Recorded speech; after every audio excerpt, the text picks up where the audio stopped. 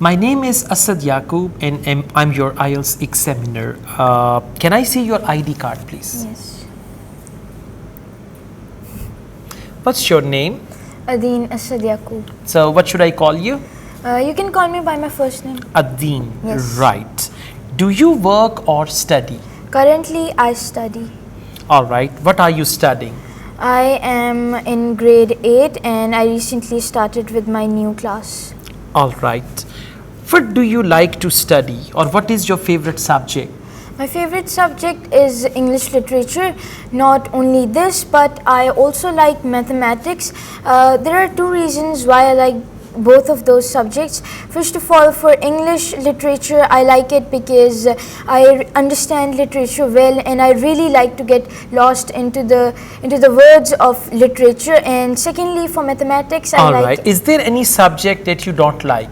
Yes, I don't like science because sometimes science can be really lengthy and a couple parts of it are really confusing for me, and those are the reasons why I don't like science. Would you like to study any new subject in the future? Yes, I would really like to study physics in the future because it's a very complex subject, but there are many new things that I can learn from studying physics. Okay. What kind of subjects do children like to study? Children like to study simple subjects and the subjects which interest them. Most of them can be as simple as English and maths, but as they grow, these subjects get complex, and that's how they don't like it. Do you think children should have hobbies which are educational? Yes, I think it's very important for the students to have hobbies which are educational because it really nourishes their mind and it gives them a new skill, a new way of learning, which is really good for their minds. All right, we now move on to IELTS speaking part 2, and this is your topic, right? And I give you pen and paper. If you want to jot down some notes, you can do that as well.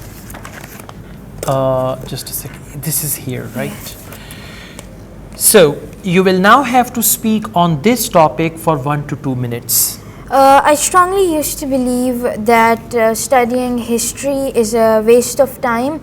Not only this, but I never liked to study history either, and I always failed in history. But it was only until when I reached grade 10 and I realized once in my history subject that it isn't really a waste of time. It was when my 10th grade teacher was teaching me.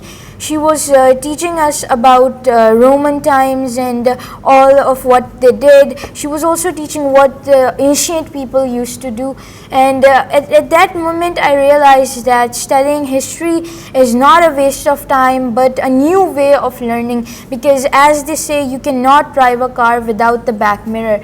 So I think this is really important to study history, to keep up with the past, and I also change my other opinions from time to time, but this time it was a big opinion which I changed, and I got to learn a lot of things from changing my opinion, and I also adapted to new habits and interests. Okay, you spoke for 1 minute and 10 seconds, which is fine overall. All right, now we move on to speaking part 3. Do children like to change opinion? Yes, that depends on their mood, and children have a lot of mood swings. That could be why they really like to change their opinions. Okay, why do people change opinion?